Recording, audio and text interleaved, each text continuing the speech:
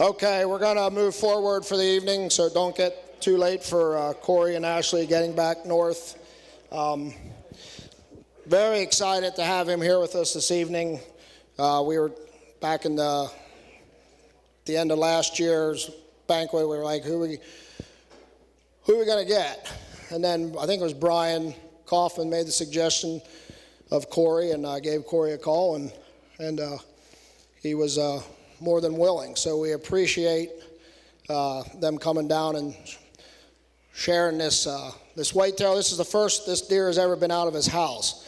So we feel very privileged to have that with us, and he's going to tell that story, of course. But so I want to give you a little bit of their background. Currently resides in Wellsboro, Pennsylvania. Forester, who works for the Pennsylvania Department of Conservation and Natural Resources, Bureau of Forestry, for the last 20 years.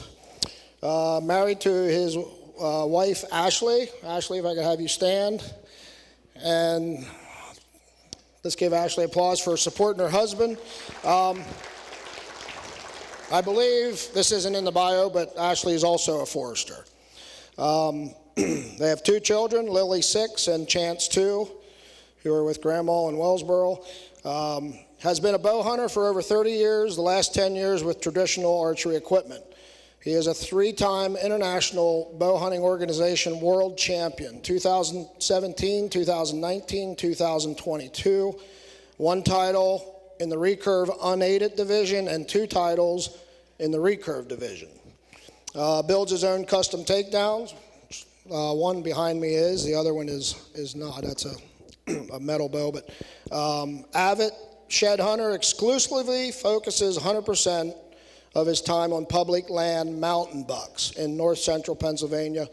I know that's not on here. I think he shed hunts 6 counties. In 2020, he aired the current number 2 Pennsylvania archery, state archery, typical, and currently number 1 with traditional equipment. The story was featured in North American Whitetail and was the cover photo for the spring 2021 edition of North American Whitetail magazine. He is the son of Denny Gulvas, who was recently inducted into the National Wild Turkey Federation Hall of Fame.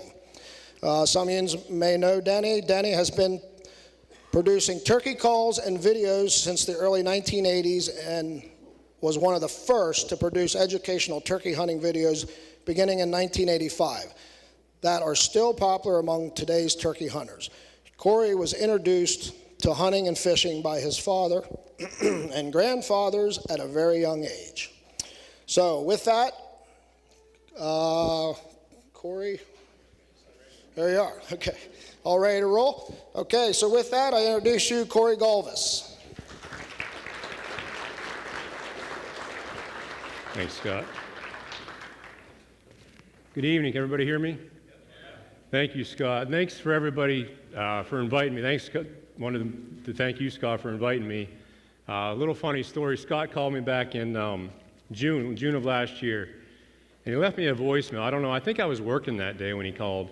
And he left me a voicemail, and at the end of his voicemail, the voicemail said something about he was looking for somebody to speak at a game dinner. And the end of his voicemail, he mentioned he was a traditional archer, and that was his hook that got me to come speak to you tonight. So, just a little story there. But married to my wife Ashley. She supports my hunting and my archery shooting. The last 10 years, I've been completely addicted to traditional archery. I love it. It's changed my life. It's enriched my life. And I've been an avid hunter my whole life. Started when I was a young kid. Let me back up a little bit. I moved to Wellsboro 20 years ago to a job opportunity. I'm a forester for, as Scott said, Pennsylvania DCNR. And if anybody's ever been to Wellsboro, we're an hour north of Williamsport. And when you get above Interstate 80, we have some pretty big mountains, pretty rugged terrain.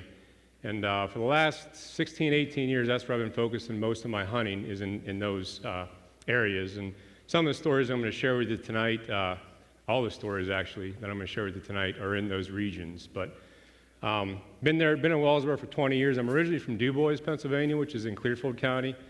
Grew up hunting there. I have a lot of great memories there. I still like going back there. Every chance I get to go back, I go back. It's not very often anymore with the 2 kids that we have. And so most of my time is spent in Wellsboro, in Tioga County, hunting, all the hunting and fishing, or mainly hunting that I do now. But I started hunting at a young age. I can't even give you an age when I started. I have a father that introduced me to hunting. It might be a little bit different than what a lot of other people are introduced to. My dad, he's a big turkey hunter. Some of you might have heard of him.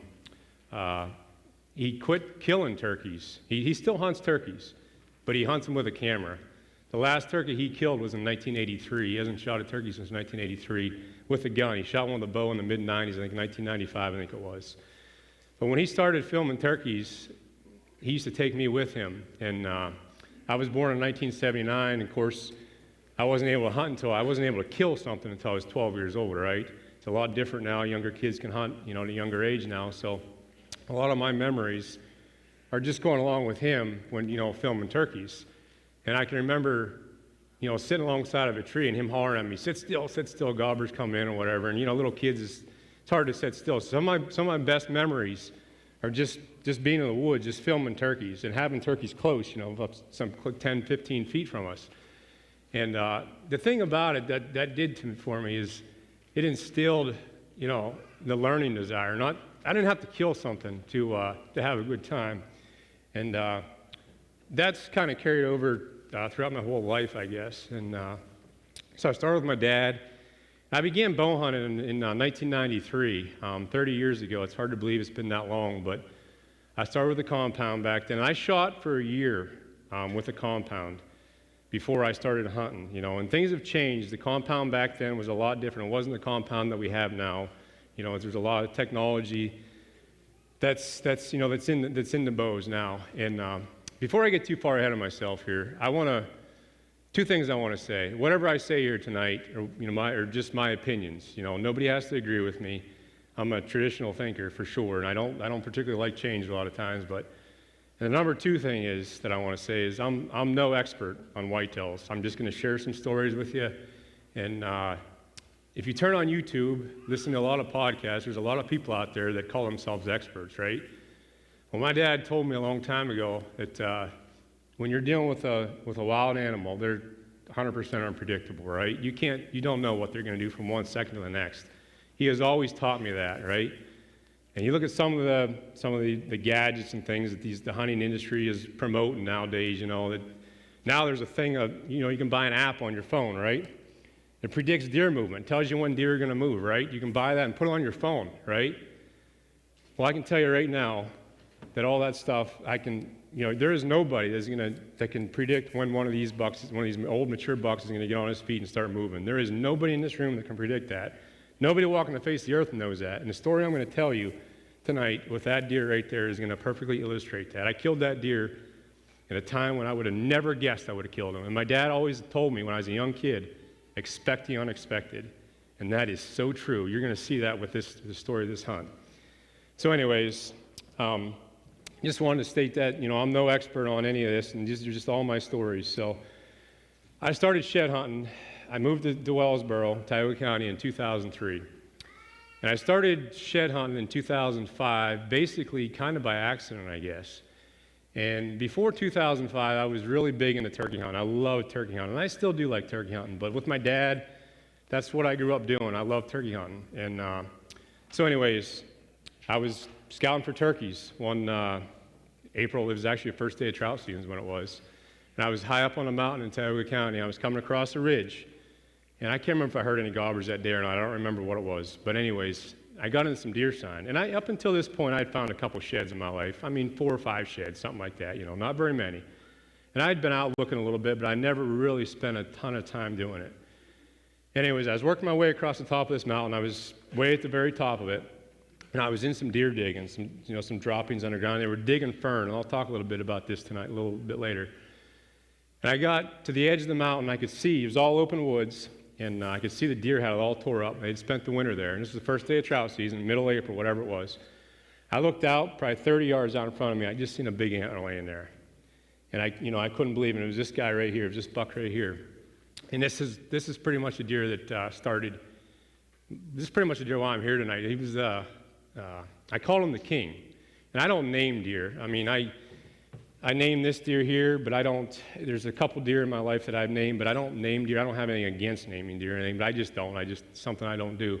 But I called this deer the king because he lived up high on the mountain. Where I found that shed was right up high on the mountain. He just for whatever reason, it just felt like that he was the king of the mountain, you know.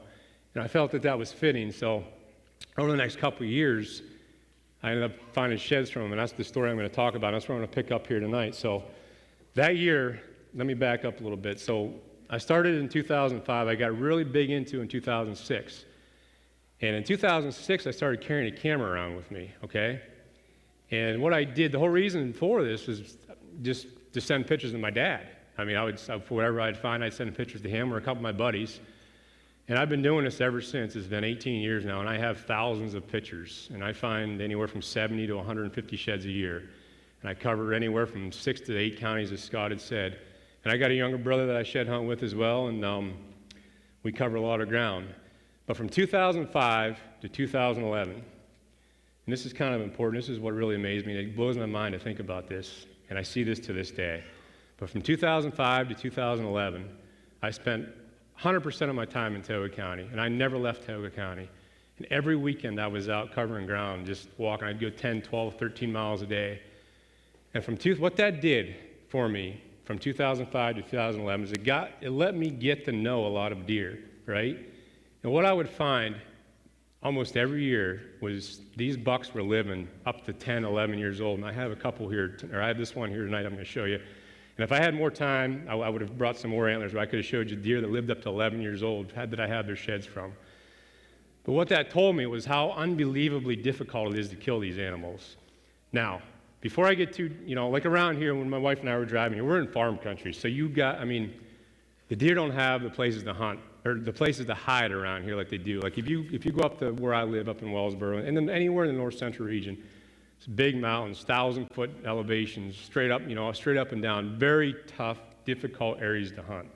And those deer, when they get to 4 and 5, 6, 7 years old, they are no different than a deer if he's lucky enough to get that old around here. They go underground. They're nocturnal. They don't move much. And they're very difficult to kill. And having the job, the forestry job, right? I would stop in and talk to guys with state forest lease cabins, right? And I talked to a couple guys here tonight that had some state forest lease cabins. So I would get to know those guys, and I would talk to them. I wanted to see what they were killing, right? I would check their meat poles, or whatever. I'm just curious to see if they got any of these bucks that I knew about. And very, very, very few of them ever got killed. The one common denominator that for 18 years now, if we get a hard winter, and I have 3 or 4 years worth of sheds of bucks or trail cam pictures or whatever, if we get a hard winter, that buck's gone. He disappears. That is almost always the common denominator. Is just how the winters control these old bucks. It's hard on these old bucks. And but when I talk to these guys at the cabins, and I'm still good friends with a lot of them now, I wouldn't tell them that there's right above their cabin there's 150-inch deer, 140-inch deer, whatever. It's 7 years old. I wouldn't tell them any of that stuff.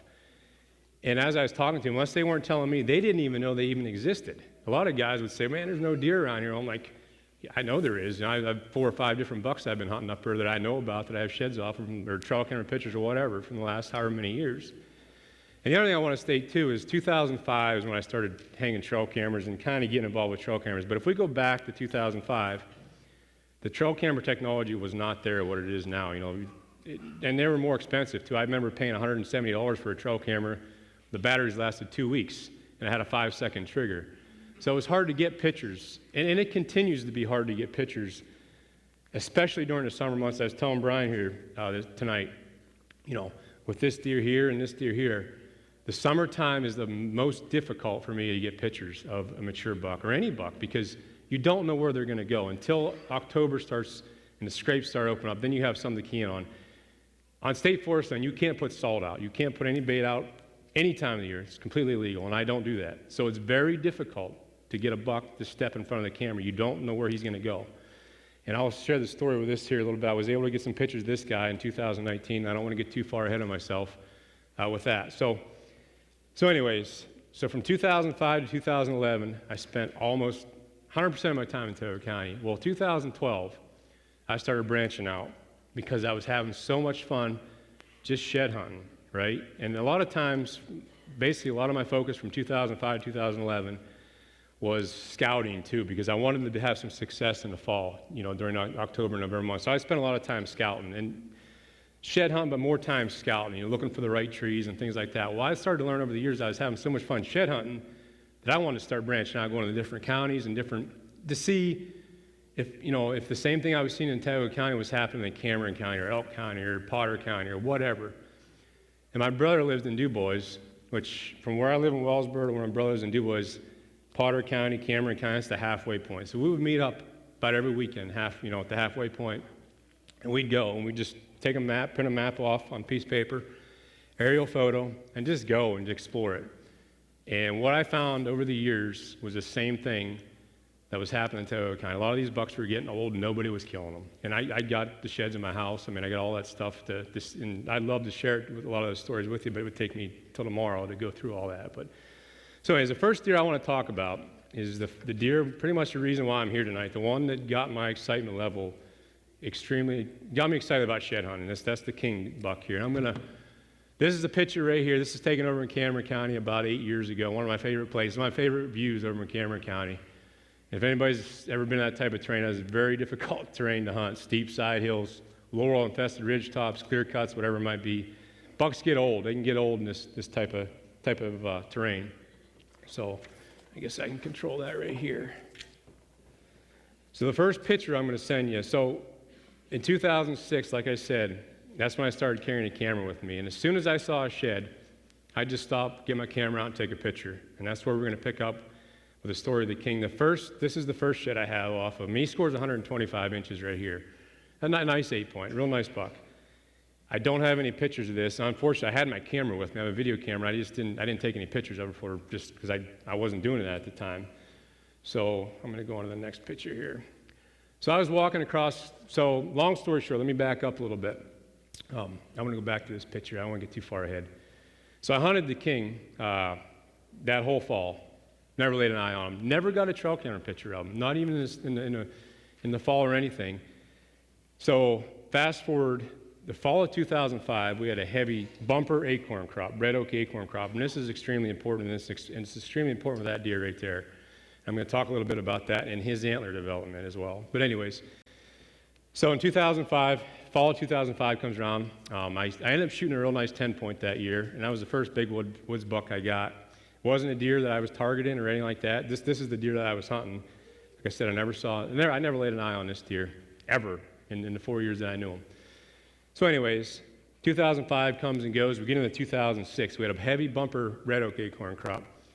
So I started shed hunting in, I think, February of that year. And I didn't know any of this stuff back then. But if the deer are eating acorns and we have a mild winter, they will not shed until sometimes in the middle of March, like I'm seeing this year. I've been out quite a bit this year, and my numbers are way down. I'm still seeing bucks that are still carrying antlers in the big woods, which is very good. That means they're healthy.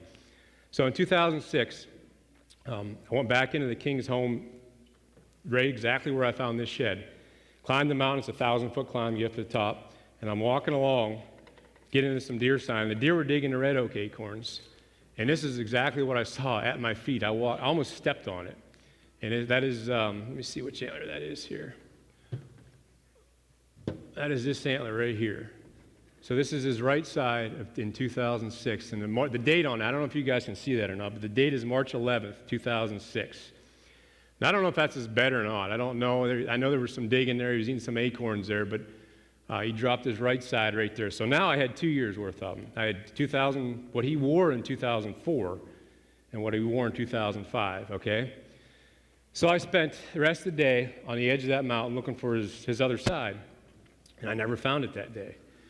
So I come back 2 weeks later, and I went on the back side of the mountain. Now, on the back side of the mountain, there was a half-mile laurel that I had to push through, that I had to walk through. There's no trail, there's no road access up there or anything. And I got back into that drainage, and the deer, I had been there before. The deer were eating the acorns. They had it all tore up. So I start with my slow walk, and I start gridding and start looking, out through the woods. And there's another picture right there of how this one side laid here. That's his right side, the side I just showed you. So anyways, 2 weeks later, went back up on the mountain. I get back to that drainage, and didn't I find his other side a half mile away? And that's this side right here.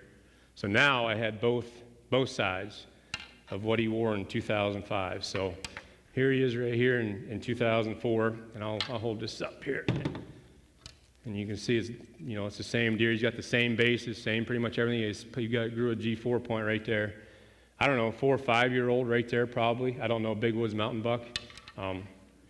Don't know exactly how old he is there. So, but anyways, I had both sides. I was extremely happy to get both sides. And I'm hunting particular deer, even when I hunted this deer here, if I found a shed off him, I was happy. Whether I killed that deer or not, I was happy because I had something off him. And that's all that I could ask for, right? And I was talking with a gentleman here earlier tonight. It is very, very, very difficult to target one of these mountain bucks and specifically kill that deer. I don't know. If somebody tell you they're doing that consistently, there's no way because they're so unpredictable. You cannot predict what they're going to do. So anyways, that was 2006. Started hanging some trail cameras in the summertime throughout the fall. Let me show. There's another picture of how the shed lay. Now, I believe, I'm getting ahead of myself here, but I believe that was actually in his bed. I was looking at these pictures the other day, and I haven't looked at these pictures for years. They've sat on my computer for a long time, and it's kind of interesting for me to go back and look at some of this stuff. And I was kind of learning some stuff as I was going back through. I don't know if you can see that shed right there. There's a big log there. I don't have a laser pointer here, otherwise I'd point that out to you. But you can see his shed right there. But I think he was actually laying in his bed right there. I think that's where he lost it. Whether it was for sure or not, I don't know. So long story short, I spent all summer, all fall going after that deer, trying to get pictures of him. I never got any pictures of him, nothing. But back then, I didn't have as many trail cameras. I only had like maybe 2 cameras. They were, like I said earlier, they were expensive, $150. They had batteries that only last 2 weeks. I have to climb the mountain every 2 weeks, change the batteries. It's a lot different than what it is now. You can put a camera out now and it'll last for months, and they're a lot cheaper. So, never seen them. In 2007, this is very interesting. So we had no acorn crop in 2006, okay? And 2007, I started my shed hunting. We had a mild winter that year, 2007. And so 2007, wasn't even into 2007. I don't know if you can see the date on that. December 30th of 2006, I'm walking through. Now this is a high top right here. The highest top of the mountain. There's some dead timber here is what this is. It's naturally probably killed by gypsy moths. I don't know what it is, but you can see the fern on the understory right there. And that deer is digging fern. There's a couple red maple seedlings there. I wish I had a pointer I could point that out, but anyways, that deer, he was digging the fern is what he's doing. I was talking to a couple other guys here tonight, and they were talking about fern digging. I don't know what the deal is, what they eat in those ferns, but something is nutritious in those ferns. They'll dig and eat those ferns, but this is exactly right where I first spotted the shed. Again, like I said, that's how I was to take the pictures. And I get a little closer to it, and I recognize it's the king. Third year that I had off him. And you can see it's his right side here, and that is this side right here. Oh, you got one. Great, thank you. Great, thank you. See, yep, that'll work. Yep, thank you. So that is, I want to make sure I got the right one. That is this side right here. Now, I want you to pay attention to this. Remember I said the year before we had a heavy acorn crop? This deer grew 10 extra inches because of that heavy acorn crop, where the year before he only grew, I think it was 3 or 4 inches. Not very much. So that heavy acorn crop really helped boost his antler development. I'll get into more of this later here, but there it is right there. That's the side. That's exactly how it laid. Did you see the date on that? December 30th. Keep that in mind, all right? December 30th, 2006. That is a fresh shed. He just dropped it early. Okay, keep that date in mind. So anyways, let me bump ahead here. There I am with this shed here and also another buck shed. That was the only shed. It's a long story of that deer there. Not really a long story, actually. That was the only shed I ever found off that deer. He was one that I never saw again in the same area. I kind of laughed at this picture. I don't know if you can see in that picture. I have another picture of myself here, but I'm wearing lacrosse rubber boots right there. I'm 26 years old, 27 years old. I would never wear rubber boots right now to shed hunt because they're so uncomfortable. I used to walk miles in those things, and you get older and smarter, I guess, but it didn't bother me back then. But so anyways, so I was December 30th. I had 3 years of them. And so anyways, December 30th, 2006, a week later, I went back in. So where I found that particular shed right there is about a half mile to the north of where I found these other sheds, okay? So kind of in the same area. He's kind of living in the same mountain range, but I could not get a trail camera picture of this deer. It was unbelievable. I could not get a picture of him. A week later, January 6, 2007, which is exactly 7 days later, or I guess that's 7 days later, 7 or 8 days later, whatever it is. Go back up on the mountain to an area that I hadn't got to the week before, walking along, and I catch this. You can see tines sticking up right there, if everybody can see that right there. A couple tines sticking up right there. Again, digging fern. And let me zoom. There's another picture right there. Now, I want everybody to look at this right here. Look at this seedling right here. This is a red maple seedling. I just noticed this the other day when I was looking. See that nipped off right there? A deer browsed that right now, okay? That's what, all this is red maple. This is red maple right here. That's a little bit of laurel there. But you can see they're browsing the laurel right there. See that? And that's what the deer live on up there. These red maple seedlings. There's gaps, there's a gap in the canopy, probably because it's either gypsy moth, defoliation, or dead timber there, or whatever it is. So anyways, I had the other side. I was luckily enough to find the other side, and that was about a half mile to the south of where I found this one. And that is this antler right here. So like I said, he grew about 10 inches from the previous year. A lot of it was because of that heavy acorn crop that he had in 2005, I guess it was. So, decided I was going to hunt him again, right? So I started hanging some cameras.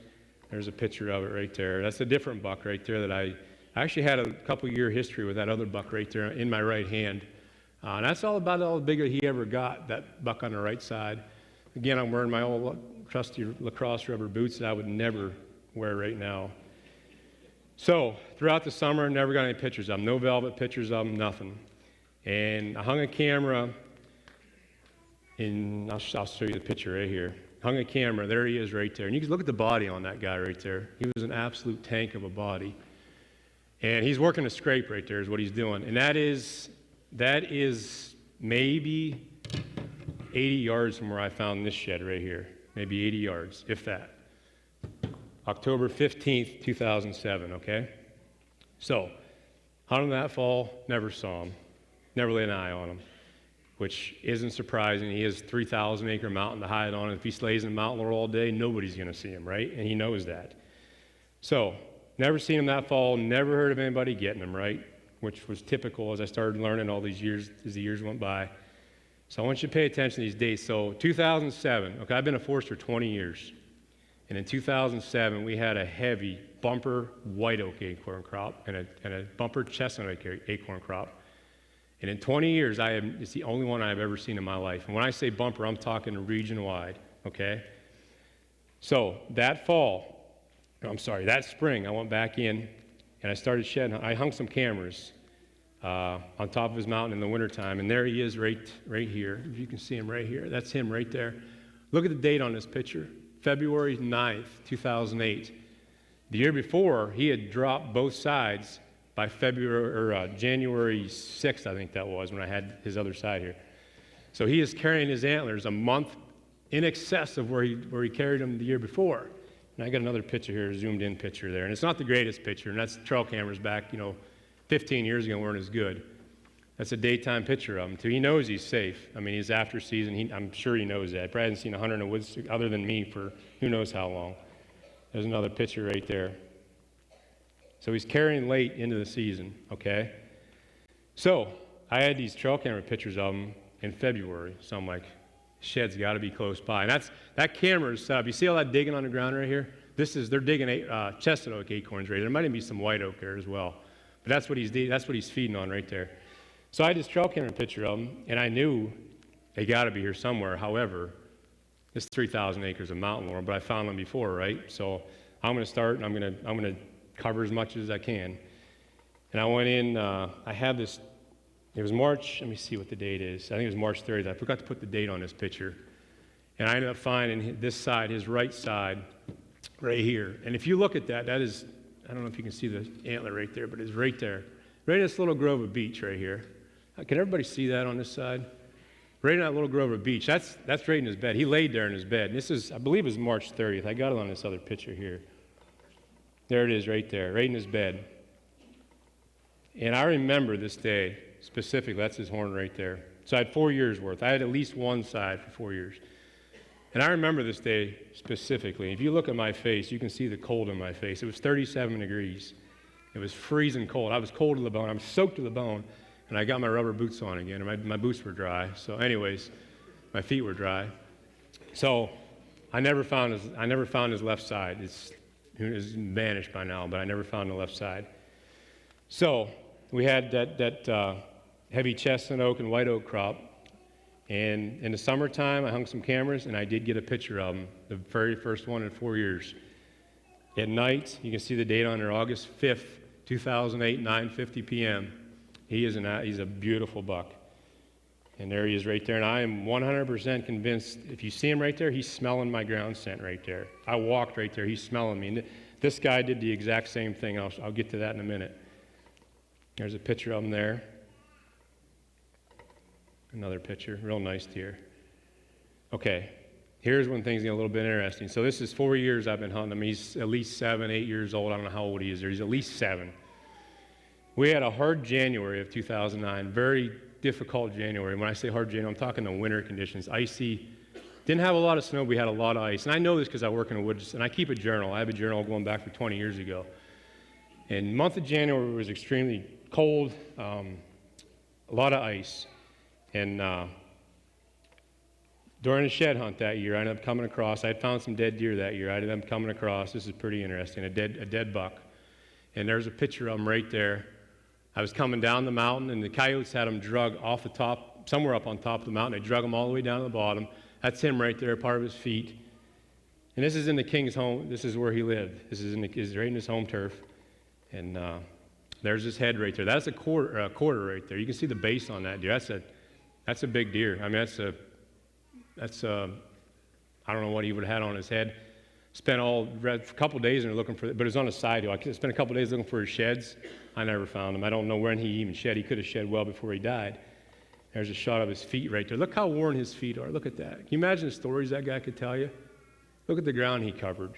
So, there's his teeth right there. I don't know if anybody knows anything about teeth, but they're severely worn. So what I did, you can age deer by pulling a front incisor teeth, they call it. So I sent a tooth into a lab in Texas, and he was 10 and a half years old, that deer was right there. And pretty impressive. That was the last I ever saw of the king. Never saw him again. So this happened in 2011. This is very interesting. I had something happen in 2011 in Cameron County. Remember I said earlier I started branching out into different counties in 2011. And this is by George B. Stevenson Dam, not very far from there. In 2011, we had a perfect shed hunting season. And what I mean by that, it rained every day. And rainy days are the best days for shed hunting because you can see the ground. The leaves lay flat. You can see the ground. Antler tines stick out so much better. This is the first week of April. We had a tough winter that year, 2011. You can see the snow on the ground. And I was coming out. I don't think I found any sheds this day. And I was coming out. Now, I remember I was walking this way. I was coming this way here. And I happened to turn around. Okay, this is very interesting. Everybody, I think you all find this interesting. If you look right there, there's an antler tine sticking out of the ground right there, okay? Everybody see it right there? Right there? There's a front beam. This is the type of stuff as a shed hunter that you have to be able to see this stuff. And the more you do it, the more your eyes will key in on this stuff. So I started walking close to it. And what I found next just absolutely floored me. Could not believe what I saw here. There's another tine right there, and thank goodness I took pictures the way that I did here, because lucky to have these here. So I got closer, and I'm seeing it's buried in dirt, soil, decomposed soil, right? And guys ask me all the time, well, do you find old sheds? And yes, we do. We find a lot of old sheds. How old this one is, I don't know. There it is right there. I'm digging it out of the ground right there. Actually digging it out.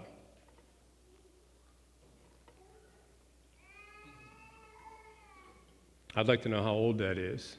I don't know, 20 years old, I think later, 15, 20 years. I'll go back again. Pretty interesting stuff. You never know what you're going to find or what you're going to see when you're out there. Pretty neat stuff.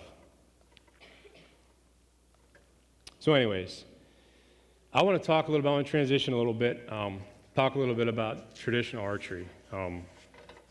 And how I kind of got started in that. I don't want to spend too much time talking about bows and things like that. I just kind of wanted to give a little, advice on things that enable me to shoot more accurately. I hunted 20 years with a compound, and I was able to kill, quite a few deer with a compound, several mature bucks. Almost every other year I killed one. And it got to the point where it wasn't fun anymore. I don't know what it was. I can't tell you what it was, but it wasn't fun anymore. And I remember going home in 2012 from work, July of 2012, and I remember driving home, and I was living in Gelton, which is in Potter County, and I remember telling myself, boy, I got to get my bow out. Archery season's coming, I got to get my bow out, And for whatever reason, it just wasn't fun anymore to me, It just felt like I had to force myself to do something that I won't say that I didn't want to do, but it just wasn't fun anymore. Hunted that fall. I don't think I killed a deer that fall, okay? So it's funny how God works, I guess, but that November, it was actually Thanksgiving Day, and my wife and I, we weren't married yet. It was 2012. We got married in 2014. And for whatever reason, I think she was at her parents', and I was at my parents' down in DuBois. And my parents have a big sunroom, and in their sunroom, they have a big sun windows out the back where you can look in their backyard, and that's where we shoot our bows at. And at the time, that's where we shot our compounds at. And I have a younger brother, he's 30 years old now. And he was out there shooting. He might have been in high school. I think he was a senior in high school. He was out there shooting this old recurve my dad had, right? And I remember just watching him there thinking, man, that looks like fun. I'm going to go out and just see what this is all about, So I go out there. And he'd been shooting it for a couple weeks. He was kind of telling me about it. And I went out there, man. In 20 years, that was the most fun I'd ever had. And so we were out there for 2 or 3 hours just flinging arrows. We didn't know what we were doing. Had no clue what we were doing. We weren't able to hit anything. And the funny thing about it was I spent 20 years hunting with a compound, and I felt that I knew nothing about archery. And so over the next couple of weeks, I ended up buying a bow. I bought an old bear bow, and too heavy of a bow, and I'll talk a little bit about that here. But I remember thinking to myself in 2012, a month into shooting that old bow, that I wasn't going to hunt with that. I was having so much fun shooting it, but I wasn't going to hunt with it because I thought, well, if you have a big buck at 30 yards, I can't kill him.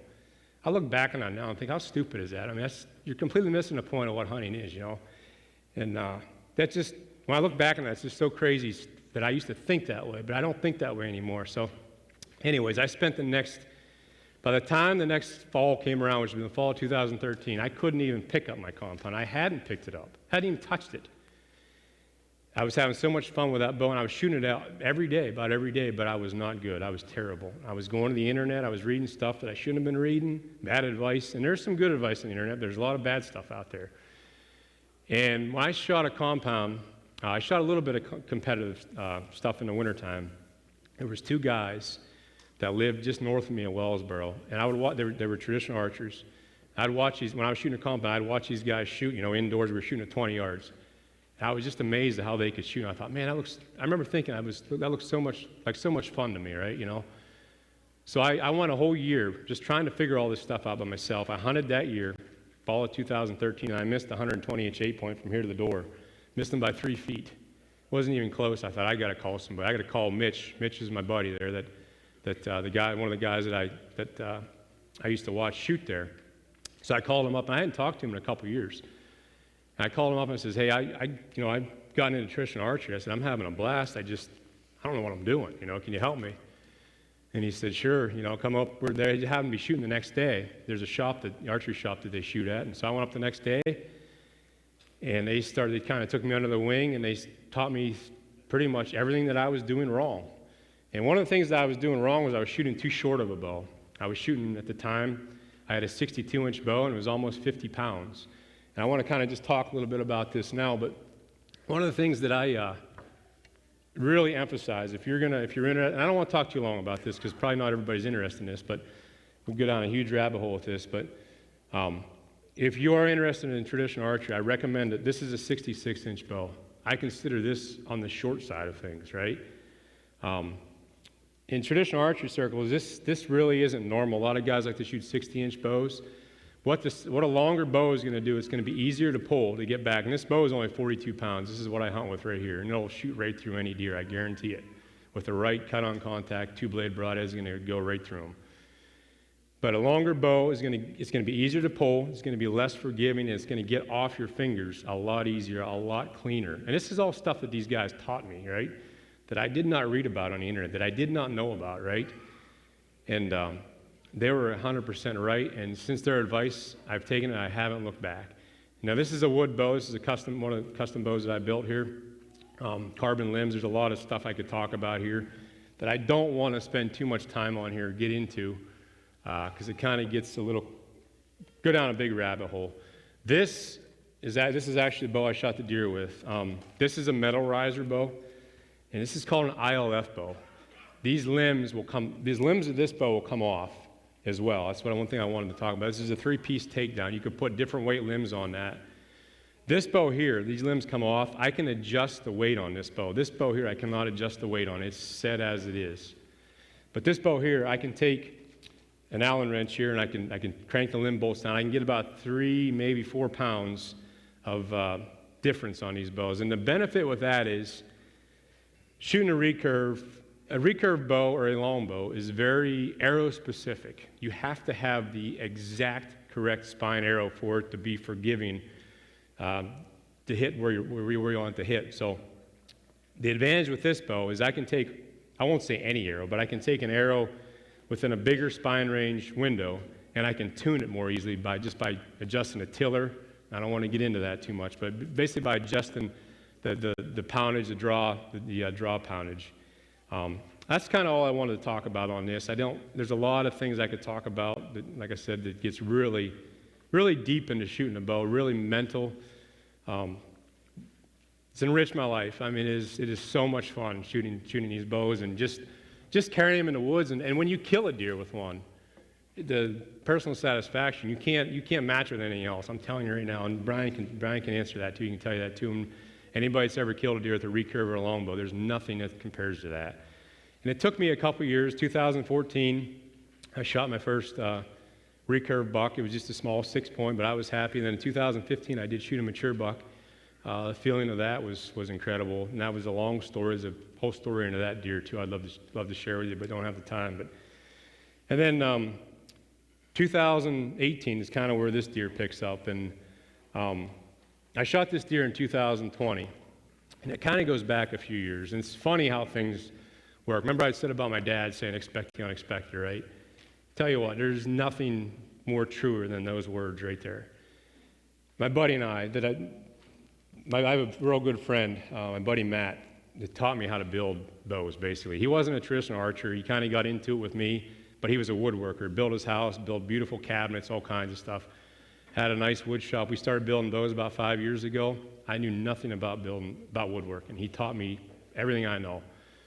And so my buddy Matt and I started talking, and I've been a shed hunter since 2005, like I said, and he started shed hunting with me around 2012, 2013, and I remember it was around 2016. We started talking about big deer, just Boone or Crockett class deer, and he's like, man, don't you ever wish to kill a big Boone or Crockett buck? And I said, man, you ain't ever gonna do that in state forest land. That don't happen. They don't, up to this point, I have 1,000 sheds in my house. The biggest is like a 160-inch deer, which is a nice deer, but to hit that 170, 180-inch mark, that don't happen, right? Well, that deer scored 190 inches, so never in my wildest dreams I ever think I'd be able to hunt something like this, but that's kind of where this story started, I guess. So 2018, I started getting trail camera pictures of this buck right here, this guy right here. And this is some of the first pictures I got right here. 2018, there's this picture right here. 2018, we had a heavy chestnut oak acorn crop. This is remember I talked about when deer are feeding well, eating acorns, they don't drop late. Well, 2018, long story short, this is one of the first pictures I got of this buck right here.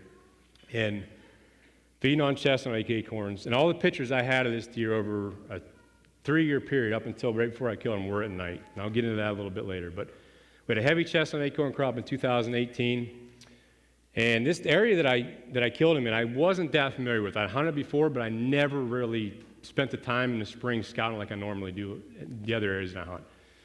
So, started spending more time scouting there, and I had some pictures of them over 2018 there, and all through October. All of them were at night. Every single one of them were at night. I had pictures of them working scrapes, pretty much in the same area. So, decided to hunt them, right?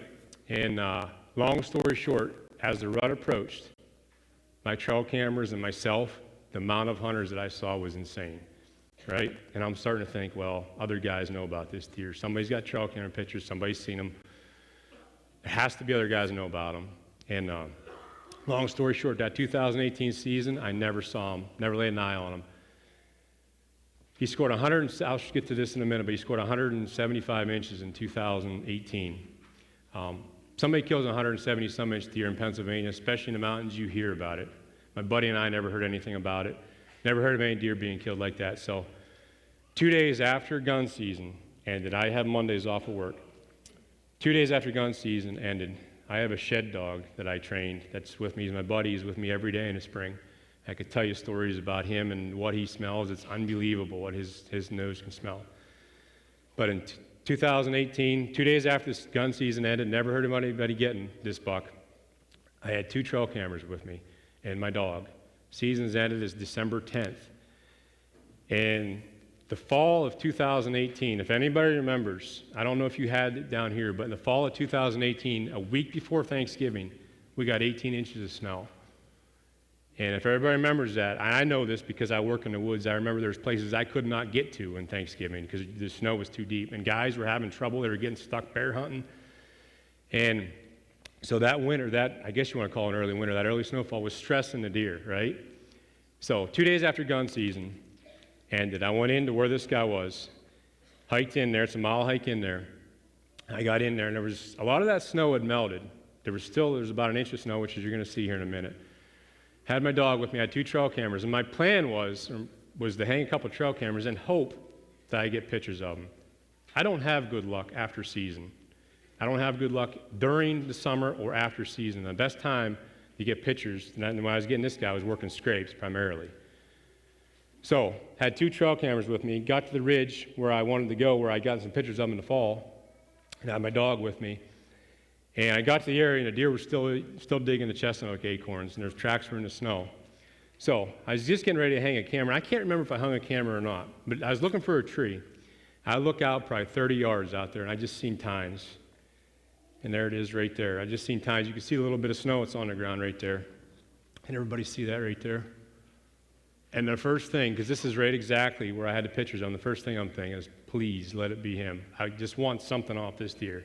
Biggest deer I'd ever hunted up so far in my life. You can see it right there. December 10th, okay? Heavy chestnut acorn crop. A month before that, we had 18 inches of snow on the ground, and typically I never expected to find an antler this early. Expect the unexpected, right? Never expected that. So, started walking closer to it, and as I got closer, I seen there's my buddy right there going to it.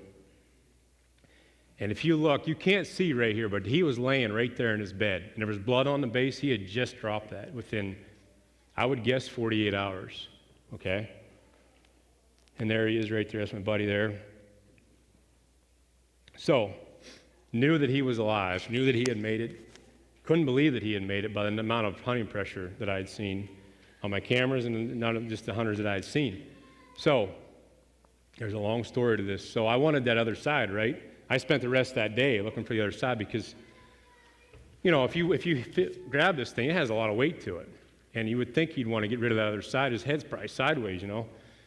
And there's a funny story to this, an unbelievable story to this. So my wife, she shed hunts with me, my buddy Matt, my dog, and I don't think, my buddy Matt has a shed dog too, but I don't think he had her just yet. His dog's young.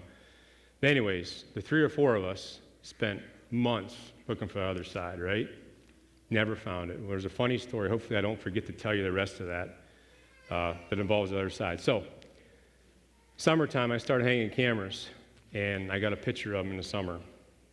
Very, very fortunate because it is not easy to do that, and a lot of people may not understand that. And if you look, this is a big clear cut. This deer lived in a 600-acre clear cut. If you look, that's what this is right here. I hung this camera because this is an area that is getting completely hammered by deer. It's browse. This is rubus right here. Rubus is blackberry. If anybody doesn't know what that is. Deer love blackberry. It's extremely nutritious for them. I guarantee you that's why he has that headgear on, too. That's one of the reasons why. But anyways, this is rubus, and I hung that camera right there because it was just, it was completely heavily browsed. And I had one picture, and I guarantee he is smelling my footprints right there. That's what he's doing. And there's another picture, trying to get it to go right there. So this is 2019. So, my buddy and I, let me backstep a little bit. This is throughout the fall. So, the year before, when I found this shed right here, was in the chestnut oak acorn crop, okay? So, this was 2018. In 2019, we had a red oak acorn crop.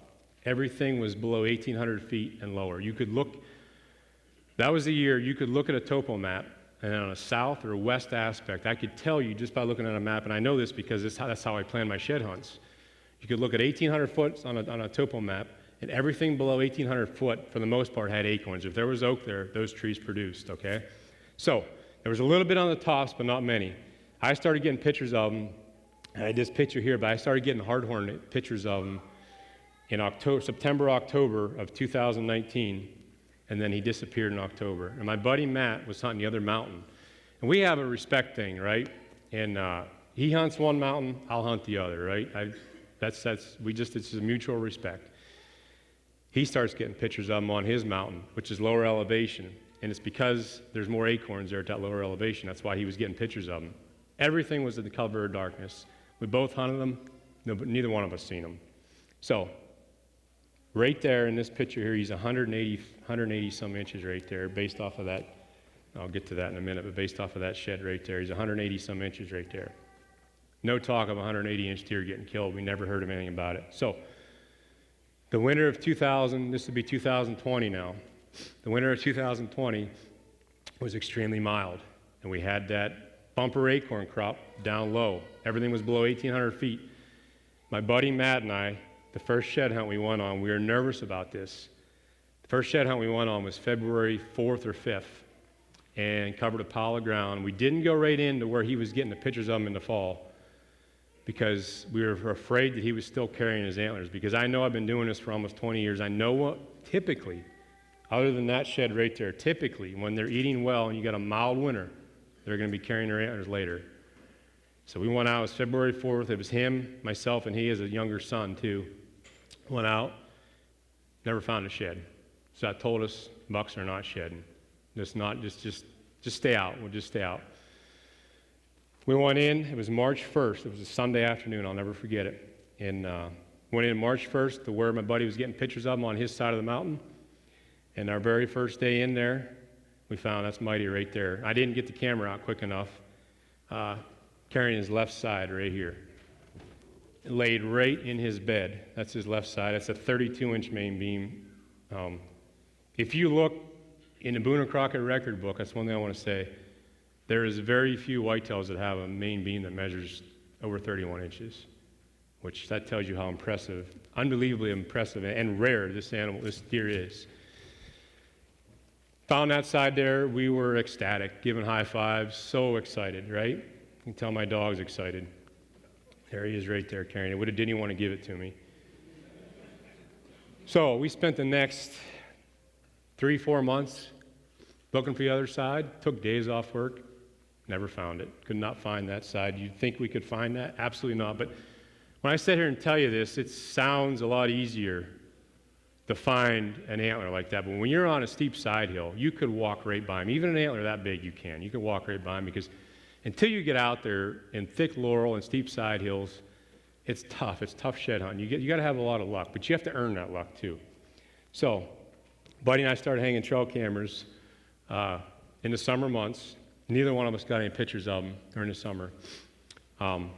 Wasn't surprising. Middle of September, neither one of us had any pictures of him. We're hoping he's still alive because if you go back to 2020, we had a bad drought that year. And drought can affect whitetails too. It can kill. Can't say that I've ever found any whitetails, any mature deer killed in the summertime, but I've talked to other guys that have found some, like in mainly private land and farmland and whatnot, from heat, things of that nature. So you don't know. He could have died in the summertime. I mean, we knew that he made it through gun season through the winter, but we didn't. You don't know. So we didn't have no pictures of him. So middle of September, I started looking for acorns up in the trees really hard. And I went to the south end of that mountain, right where I found this shed right here, right where I found this shed. I get to the south end of the mountain, and I'm looking up in the trees with my binoculars. And you guys ever seen the acorns when they're in clusters like this, the red oak? Just tons of them. And it was only on that south-facing slope. I had a trail camera with me, so I thought, I'm going to hang a camera here. If he's around here, he could possibly show up here. So I hung the camera, and I left. It was somewhere around the middle of September. I have a younger brother, like I said. The first day of archery season, him and I hunted together, which is October 3rd that year, 2020. And the reason I know it was October 3rd is because of this next picture I'm going to show you. So we hunted together downstate in DuBois, and he's a traditional archer too, and I really enjoy hunting with him. It's something about special hunting with a recurve bow. I don't know what it is, but we have a lot of fun hunting together. So I hadn't checked that camera. So I hunted with my brother that night, and it was middle of that week. I think it was October 7th, which is I think it was Tuesday or Wednesday. I just finally got in to check that camera. Hiked in. When I got to the camera, the acorns were falling. When I hung that camera, the acorns were not falling. They were still hanging. There was a few underground, but not many. So checked the card. I actually pulled the card out. I lock all my cameras. I pulled the card out. Didn't even check them because I don't like to stay. When I check a trail camera, I don't like. When you leave ground, my dog has taught me this just by watching him. When you go to the woods, every time you go to the woods, you're sent. I don't care what anybody says. I've seen this from my dog. I have seen my dog smell me a week after I have been through an area. And I've seen whitetails react to me too. I used to run a lot of trail camera video. I don't now because we have kids and I can't check my trail cameras off, so I used to. But I have videos of bucks coming 13 days after I come through an area and smelled my ground scent and smell me, and they freak out. And the thing about these big woods deer, they don't tolerate any human odor at all because they know human odor, they immediately associate human odor with danger. It's not like around here in farmland. Well, they'll accept human odor. I've seen it with does too. Does and big woods, they just go ballistic when they smell human scent. So anyways, pulled the card out and I went home. And when I pulled the card out, I remember there was 900 and some pictures on that card. I thought, holy smokes, either this camera took a ton of wind pictures or false pictures, or there's a lot of deer here. And I couldn't really tell that there's an opening in the lower right there where I had the camera. And I couldn't really tell that there was that much activity there. And I didn't walk around. I just went right to the camera because I don't like to put one extra footprint in the ground because I know that's scent. That's ground scent that's going to be there for at least a week, right? I know that by watching my dog. So anyways, I put the card into the computer. I get home, put the card in the computer, and the small icons come up. I remember looking at the small icons, and they were like almost all deer. And I couldn't believe it. I was like, holy smokes, deer, hammer, they're coming right to these acorns. So going through the pictures, and I get right to the end of September, and I had a picture of the big guy. And it's the first time I had seen him. It was at night, and I could not believe it was the first picture I got of him. I keep going through the pictures, and I come across this picture right here. It was a daytime picture. And I called my buddy right then. I says, oh my gosh, I said, I got a daytime picture of the big guy. And I says, I think he's bigger than what he was the year before. So, and these are the pictures that I shared. Scott, I think Scott had mentioned that, or somebody had mentioned here, this is in the Pennsylvania Game News. These are the pictures I had in the Pennsylvania Game News.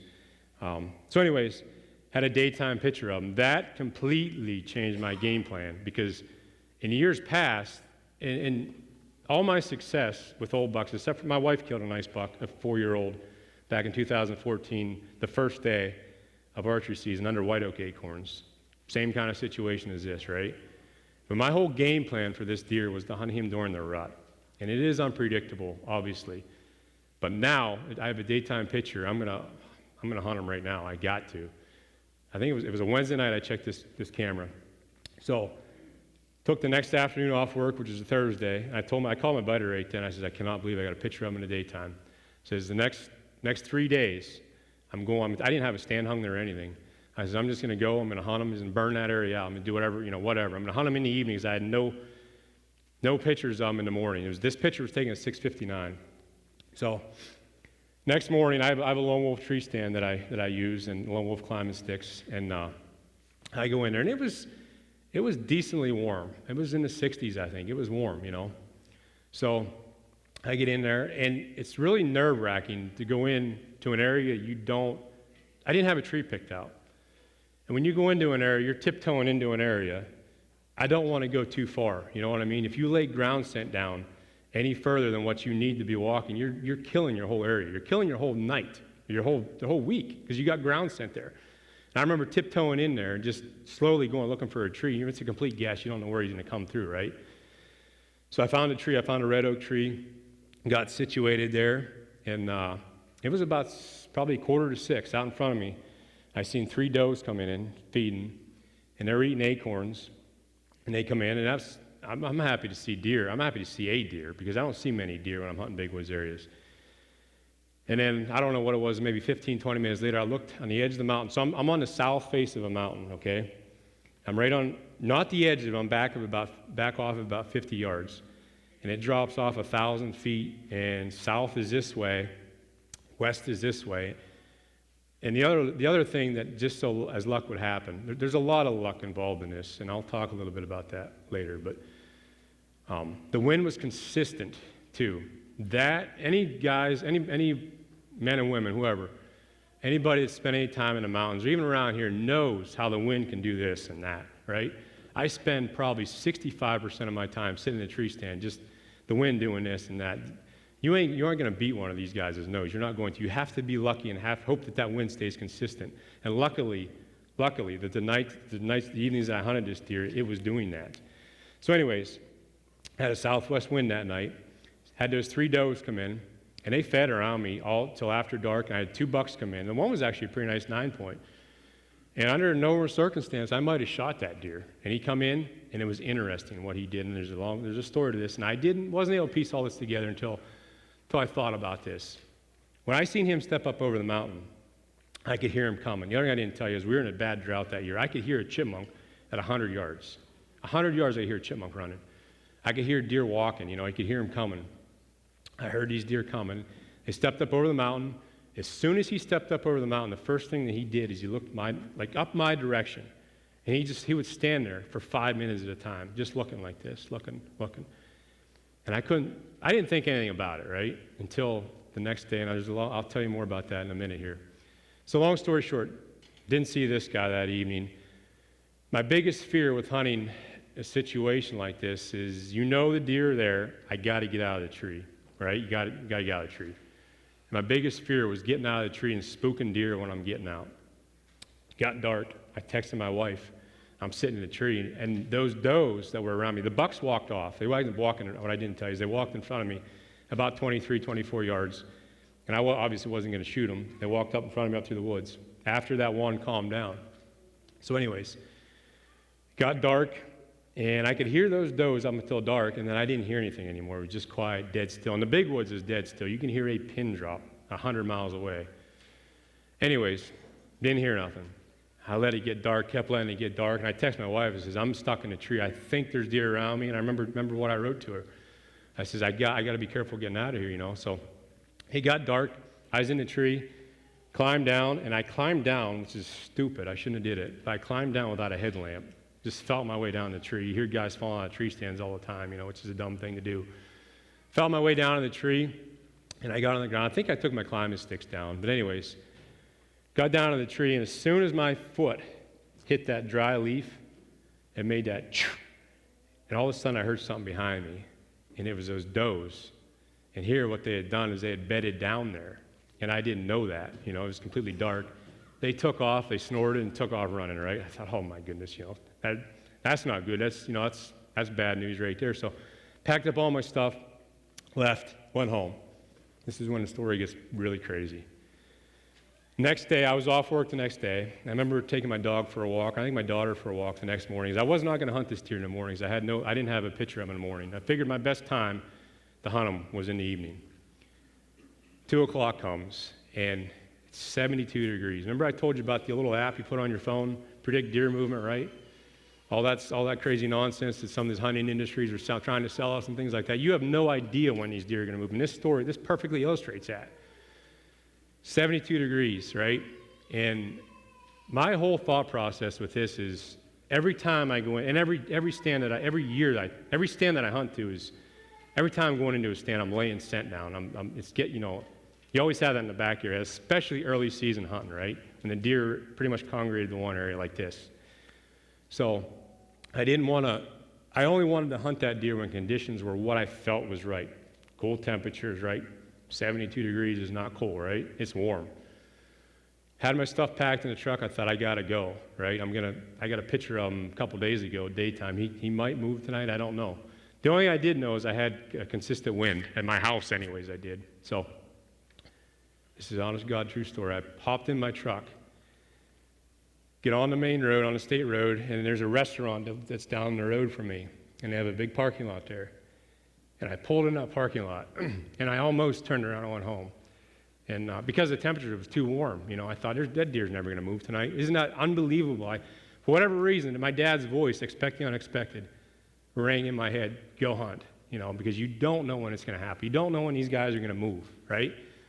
I would not be talking to you here tonight if I had not made that one decision. So, long story short, I get to the parking lot, hike in, it's a mile hike in there, and I get almost to the stand, and I bump 3 deer right by the stand. And I don't think they knew what I was, because they never saw me, because you make noise. I had to make noise because the leaves were so crunchy. We were in a drought. There's no other way to get there. I tried to go slow. They spooked. I don't think they snored. Maybe the one snored, I can't remember. But the thing about it is, too, that I want to straight, just because a deer snorts doesn't necessarily mean it's danger. And there's a long story to this. My oldest buck that I ever killed was a 9.5-year-old. I wrote a story about him 10 years ago in Tioga County. I actually called that deer in snorting like a doe, a buck chasing a doe. There's a long story to that particular call, but I was snorting like a doe being chased by a buck, and that buck actually came to that. So a deer snorting a lot of times doesn't mean that it's being chased by a human. They could be just snorting. That's a communication they call it. It doesn't necessarily all the times mean danger, right? Anyways, those deer took off, climbed the tree, and then probably an hour and a half later, I was in the tree by about 4 o'clock, 3:30, 4 o'clock.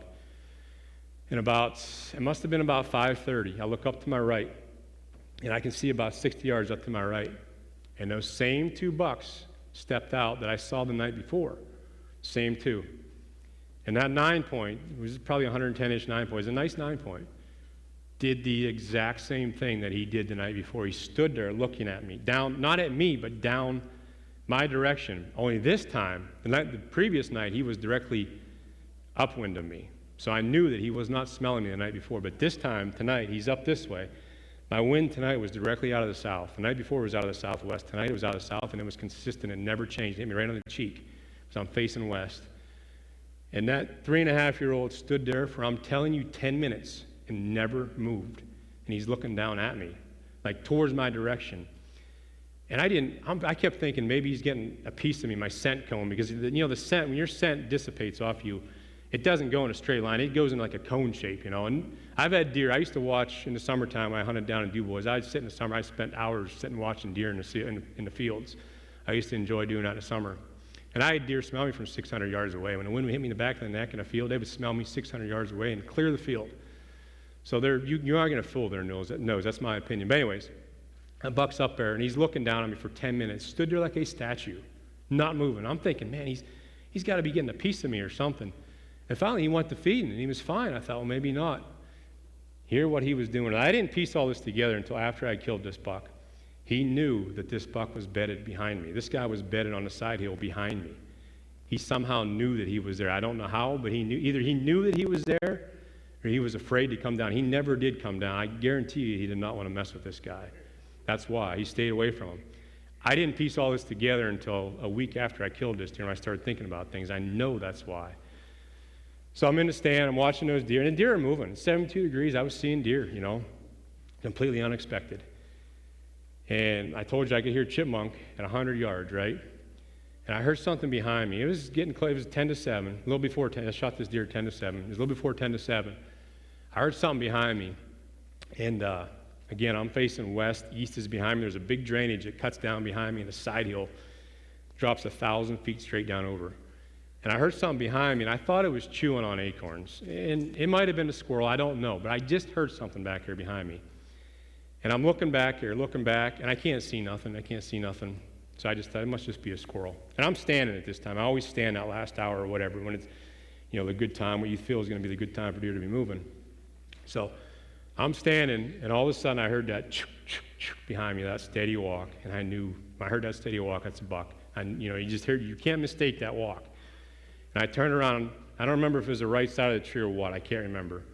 But when I turned around, that's what I saw right there. He's 30, 35 yards. And I thought, oh my goodness, I cannot believe it, that I'm getting a look at him right here. And your heart goes through your throat when that happens. It just goes in places you will not be, you can't prepare yourself for what was about to happen. I'm going to tell you, here's an unbelievable story. The only thing that got me through all this is I shoot my bow every day. That's the only thing. That's the only reason. So he's standing behind me, 30, 35 yards, something like that, before the hill drops over. And I'm looking at his horns. And I remember him standing there, and his ears kept going like this, back and forth, and he was looking, looking, because he knows he's not supposed to be on his feet right now. I'd get him in trouble, right? He's looking, and all of a sudden and I grabbed my bow. I had my bow hanging on a branch right here. And I was in an oak tree, and it was a crooked oak tree. And thank goodness I had my lone wolf stand, because those lone wolf stands you can get in crooked trees. Anyways, and I had a branch, it's called an epicormic branch on an oak tree that comes out. Anyways, it's just a little branch right here. And I didn't want to trim that little branch because it kind of hid me a little bit. And the other good thing was, it was the first week of season, things are thicker. I can only get 15 feet off the ground with a recurve. I could get higher than that, but my shot angles get too steep. That's another whole other challenge with a recurve. So I only want to be about 15 feet, and that's about all I was here.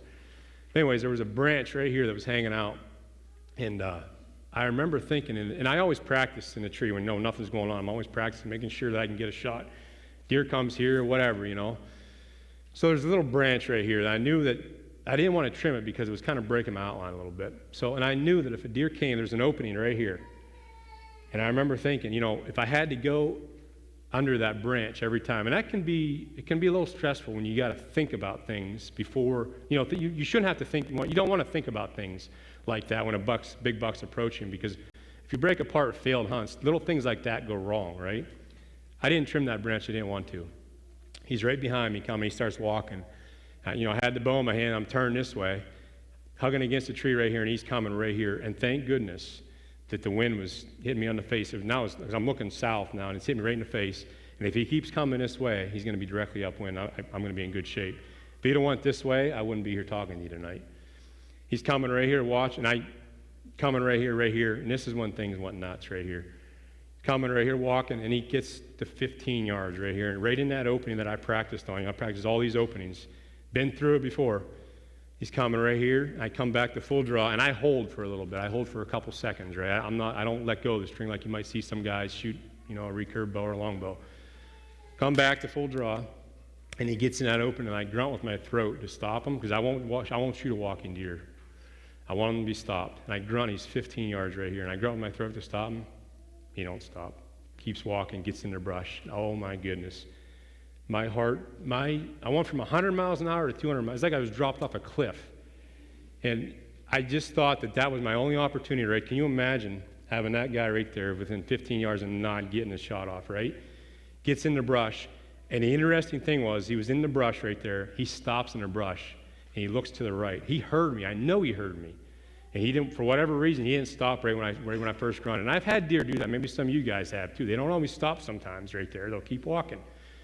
Got in that brush, I have no shot. He's, 16 yards right there, and I'm looking at him. And I can't really see him real good. I can just kind of make pieces out of his head. And he's looking around, and he starts walking again.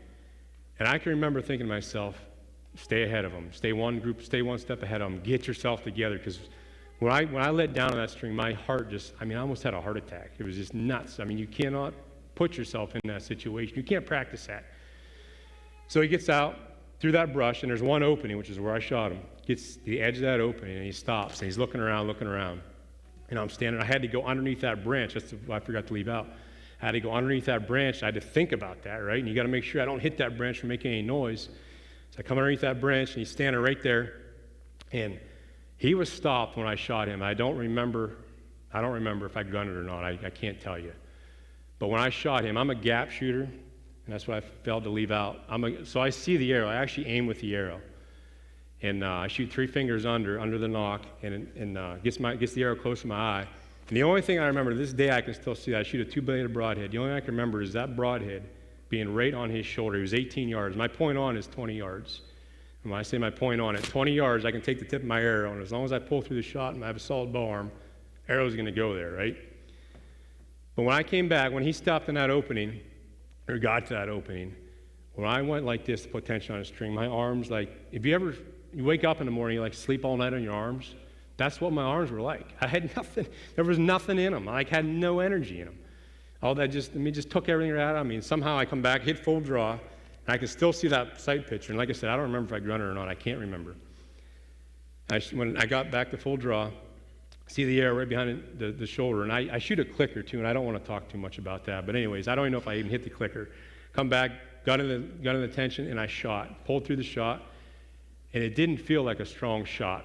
But I don't know what a strong shot would feel like because I didn't have any feeling in my arms. So I couldn't feel that. The only thing I know is when he took off, I heard a soft sound. I shoot brown feathers. I have red feathers here, and I've since switched to red feathers because of this. But I didn't see the arrow go. I shoot brown. At that year, I was shooting brown feathers. I didn't see the arrow. Couldn't see the arrow. And the only thing I know is right after I shot, I heard just a soft sound. That's all. The only way I can explain it. And when I heard that soft sound, the deer just took off at 100 miles an hour, just went and ran straight down, just tearing through the leaves and making all kinds of racket. And he disappeared right down over them, just dropped straight down over the mountain. And my first thought was that I hit him, okay? That was the first thought. And you always go with your first thought. I learned this from this situation, and you guys probably all know this too, but you'll talk yourself into bad things, I guess. But anyways, after all this happened, I just could not believe that I got a shot at him, right? And I kept replaying all this stuff, and I was shaking so bad, I called my wife. I think I texted my wife, I can't remember. But anyways, I eventually did. When I settled down, I sat down, grabbed onto the tree. I was shaking so bad. And I started thinking about things and that soft sound, okay? And it was getting dark now. It was almost dark. And I sat in the tree for a little while just to get my composure. And I got down, and I can remember exactly where I was when this thought went through my head. I was coming down the tree, and I got on my last tree step, and my foot hit the ground, and I thought, oh my goodness, what if that was dirt, if that arrow hit dirt? And I thought, oh my God, I missed that deer. And I talked myself into that. For whatever reason, my first initial thought, and the way the deer reacted, he took off 100 miles an hour. My first thought was that I missed him, or that I hit him. And then when I got down out of the tree, 10, 15 minutes later, whatever, all these negative thoughts sitting in my head, thinking, I missed that deer. So I got down, and I put my stuff together, wrapping my bowstring up and stuff like that. And this time I needed a flashlight. It was getting pretty dark. And I can remember tiptoeing over there to look for my arrow. And I remember thinking, please, God, don't be a blank arrow sticking in the ground. Can you imagine 18 yards and to shoot under him or something? And I get over there, and you get on the ground, you shoot a deer, and I've done this 100 times, or however many deer I've ever shot. Get on the ground, and things look different, right? Especially when it's getting darker. You can't tell exactly where he come out of the laurel there and stepped into that opening. I wasn't sure. And I found it right there, and it was so dry that I was making noise, and I didn't want to, because I still had that thought in the back of my head that I'd hit him, So anyways, I was making so much noise that I literally went from here to probably that chair, just look on my flashlight, and then I just backed out. I just left. I says, I got to get out of here. I'm making too much noise in these leaves. If he went so I shot the deer on the right side, this side right here, okay? Now I'm going to explain something here. So my arms were extremely weak under that whole situation. A weak shot coming from a recurve will impact left because it stiffens the arrow. You don't get the full draw. You don't pull hard through that shot. And a left hit on this deer would be liver or guts. And this is stuff I was thinking about as I was walking back to my tree stand. I was thinking of this stuff, and I actually called my brother, called Matt too, my buddy who was hunting this deer. And I was talking to my brother, and my brother's a traditional archer. He knows what a weak shot will do. It will impact left. It could be 6 inches left. And if it's a weak shot, a gut shot or a liver shot, he's going to die. You don't want to jump him. I don't want to kill him that way, right? You want a double long shot, or whatever. You want him to die as quickly as possible. So anyways, called my buddy on the way out, and he lived about 45 minutes away from where I was, and I says, hey, we're both just going crazy, and long story short, he met me in the parking lot. We were going to go in and try to find some blood, or just to see if I hit the deer. And it's like 8:30 now. By the time he got there, I had to wait a little bit for him there, and we started walking up the haul road. It's a gated road. Walking up the haul road with our flashlights, And we got 100 yards, and I grabbed him. I says, buddy, we got to go home. I says, we can't do this, because I kept thinking about that weak shot. If it's a weak shot, it's going to be back in here, the guts or something. I says, if I hit him there, he's going to go lay down somewhere on the side of that mountain. He's going to die right there. And we go in here trancing around. Even if we're only going to go to where I shot that deer, we aren't going to accomplish anything. I says, we're not going to track this deer. And pretty much, when you hunt big woods, you can't push a deer. If you have a marginal hit, if you push a deer and jump them, chances are you're not going to find them, because it's so thick with laurel, so vast, they could hide anywhere, right? So long story short, we went home, and called my brother that night, and he lived in Dubois, 2.5 hours away from me, and needed some help tracking, right? So talked to my dad that night, and my dad said, I assure you, he says, I guarantee you hit that deer, because he would never run that way. He would never, tail out of there like he did. And I knew that, but, there's still always that doubt in the back of your head. So long story short, my wife and I that night, we were looking at maps, because she shed hunted with me, because right where I killed him was only about 80 yards from where I found this shed here. So she knew the area. Anyways, we were looking at maps, trying to see, because my initial thought was, a gut shot or liver shot, he's going to go lay down. So we're looking at benches and things like that where he could possibly, lay down. And she went to bed. It was 11 o'clock, I don't know, whatever time it was, and I tried to go to bed. I couldn't sleep. I was up all night. 3 o'clock in the morning, I'm sitting on the couch, and I sat on my couch all night replaying. I could see, what I didn't tell you is when he ran away from me after I shot, I saw the back of his rack running away from me. And that's when I was like, could not believe what I just saw. I replayed that all night sitting in my chair. And she gets up 3 o'clock. I'm making coffee. This is where it gets crazy. This is also got a true story. She gets up and she says, let me know what's going on, text me, call me, whatever. And she was going to stay home. She was 6 months pregnant, I think, at the time. So she says, I just had a dream the buck is dead beside a rock outcrop. So what I didn't tell you is when that buck ran away from me, there's a rock outcrop on the south face of that slope that you cannot physically go over. You could go over it, but you got to climb it slowly. He would have had to have gone on the right side of it or the left side of it. And she said, I had a dream that he's laying 10 feet just right beside that rock. It's 3:30 in the morning, and I'd been through a lot that night, and I don't know what I even said to her. Yeah, and so anyway, it's an honest to God true story. Honest true story. So we had plans to meet my brother at 6:30 the next morning. Matt was coming to my house 6. We're going to get my brother, meet him 6:30. So we had 3 guys. And it was a Saturday. I was a little nervous about going in there and, messing up other hunters or whatever. And we got to the gate there, and there was nobody hunting there. But early season, I don't see as many hunters early season. I see a lot of guys more so they're in a rut. But anyways, and I can remember walking up the Hall Road, and my stomach was in knots. I mean, I was so anxious. I was so nervous because up to this point, I still wasn't sure if I hit him, right? I still wasn't sure. I spent almost 12 hours, well, it was 12 hours now, sitting on my couch thinking about it all night. So we get up there, and my brother is really good at finding blood. He can see blood really good. And anyways, we get right to my stand, get right to where I thought I shot the deer, and we get like maybe 10 yards, and there's blood, and there is good blood, like right away. And so like, oh my goodness, I was so happy, and I had something there to go off of. So those guys stayed on the blood trail, and I went out ahead of them because I sat in my couch all night long, and there was an oak tree that deer ran beside. And I knew which tree it was, and I wanted so badly to go look, because it was right on the edge of the hill, and I wanted so badly to go right to the edge of the hill and look down over, because I knew that if I looked down over, I could see down there 50, 60, 70 yards, however far it is down there, I could see. So I went out ahead of those guys, and they stayed on the blood trail, and they were following it, and they were just going slow. I got out there right to the edge of the hill, and I saw there was a piece of deer hide about that big around right there. And the first thing I'm thinking is, that's a dead buck. The coyotes got him. We have coyotes all over the place up there in the north central. So anyways, I called those guys over, and there's a lot of stuff going on through your head. And I remember those guys saying, man, that looks old, or I don't know why would it look old? It's the first week of season, and whatever. So I said, all right, you guys, go back to your blood trail, find where you last left off. I'm going to keep going down to that oak tree. I want to go to that oak tree where I last seen them going. So they went back. I kept going. I was going down, and I went maybe 20 yards from there, just where I could see down over, and there's a white belly there.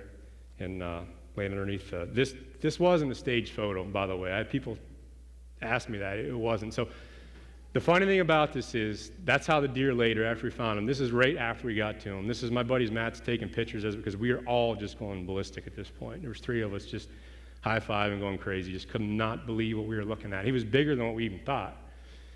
Got up on him, and when we found him, this is after his head was underneath that log right there. He slid down this mountain, okay? You could stand right there, look up this way, and see my tree stand right there. Remember I told you about the chipmunks that I was hearing? I never heard any of that. I can't tell you why I didn't hear that. I have no idea. That's where my mind was or wasn't. I should have been able to hear that deer crash right there. Never heard any of that right there. So we were going through pictures afterwards, and that picture was actually on there. That's me just could not believe it. And there's the rock, for those that don't believe me. Honest to God, true story. You can ask my buddy Matt, because we were driving to meet my brother Cory at 6:30 in the morning. I told my buddy Matt about Ashley's dream, and he says, "Buddy, that buck's dead." He says, "This is meant to be." He says, "You got him." He says, and I says, "Boy, I hope, a couple more pictures there. And then I'd called Ashley, and she brought her daughter out, who was, I think, 4 at the time, something like that. There's the sheds there. So anyways, killed the deer. My dad I'm not an internet person. My dad put a couple pictures on the internet and things. People were calling me from all over the country. North American Whitetail calling me, Bowhunter Magazine calling me, all these pure craziness, right? It's amazing what a deer stirs. So long story short, I'm not a public person, wasn't going to share the story, right? And I was down home about 3 weeks, when I say home, down Du Bois. I was down business with one of my good friends. Told him the story, he'd already knew the story. He says, "You got to share that story." He says, "There's a lot of people want to hear that, And, I thought, all right, I'll do that. And so I kind of wanted to think how I wanted to do that. So I wrote a story for North American Whitetail. It was in there 2 years ago. But I wanted to see how I focused it on traditional archery, because I feel that the archery in today's hunting world, what I'm going to call it, is being lost, okay? And I don't want to get too deep into that. But there's a lot of fun that is being missed right now by the legalization of crossbows and things of that nature. And I don't want to get into that. And like I said earlier, this is all my opinion. Nobody has to believe that. But there's a lot of things that a lot of people would enjoy because they're placing so much emphasis on killing something. And that's not what this is about. As all these stories I told here tonight of this buck here, there's so much more to it than that. And that's what I want to say with that. So the story went out, pictures went out, and I had a couple people contact me. To this date, there's 3 people that knew about this buck. And the one was a guy that had the other side of his shed, actually, from this side right here. He had contacted me. Somehow he got my email address, He emailed me, and he sent me a picture. I had probably 40 guys tell me that, "Oh, yeah, I seen that buck." Nobody nobody had any proof of any pictures up until the last couple, up until those 3 guys. So he sent me a picture of the shed. It was on his couch or on his floor or something. And the year that I found this opposite side, he had a split G2, and it was absolutely for sure the other side. I didn't know this guy. I didn't know who he was. A couple days went by, or a day went by, and I didn't know how to ask him. I says, I don't like to ask people where they hunt. It's public ground, I don't care where people hunt. And I says, well, I'd be curious where you found that. A couple days went by, and he sent me a map, or an aerial photo, and it had a circle around where he found his shed. It was 100 yards. It was a circle around where I found this right here. I could not believe it. We walked right by that thing, never found it. He was turkey hunting. I found that December 10th. He was turkey hunting in May, whatever, I don't know what date it was, but it would have been 5 or however many months later that is. And he found it turkey hunting. And I was talking with somebody here tonight, telling him a little bit about that story, but I don't know. I see coyotes carry antlers around. I don't know. He could have lost that, and where this buck lived was thick, heavy laurel. Could have lost it in laurel. We walked right by it, and the coyotes got it and drug it out, and he opened it. It was chewed up. I could see it was chewed up a little bit. So anyway, just a little twist in that, and just an unbelievable story. I did a couple podcasts or whatever. I'm not a public person, but I've always stressed that, you're just a lucky hunter. That's all. such a rare animal. But one of the things, too, I wanted to talk about, I kind of mentioned a little bit earlier, but this deer obviously had superb genetics. But the thing, he lived at a time frame, I talked about the acorn crop and the timber sales, too. There's 600-acre clear cut there. Ton of browse, and he had years, the last 3 years of his life were bumper acorn crops. I mean heavy acorn crops and mild winters. And that's why, that's one of the reasons why he just lived at the right time, had the right genetics, and at least that's one of the reasons why I believe that he, grew such phenomenal antlers. And just a rare specimen, and I'll leave it at that. And just a lucky hunter, very, very lucky. And I did a couple, like I said, I did a couple of podcasts, and I talked a little bit about luck, and a couple guys says, they were kind of like, what do you think there's a lot of luck? I guarantee there's a lot of luck in this stuff. And anybody says there isn't is out of their mind, because you cannot predict what they're going to do. You have no idea what they're going to do, right? So I'll always say that to the day I die. Just extremely fortunate. But just thanks for your time. If anybody has any questions or anything, just come up and see me about getting into traditional archery or shed hunting or whatever. I'd like to talk to you. But just thanks for having me tonight. The food was great. Thank you, Scott. Thanks for everybody. Great talking to you. I really appreciate it.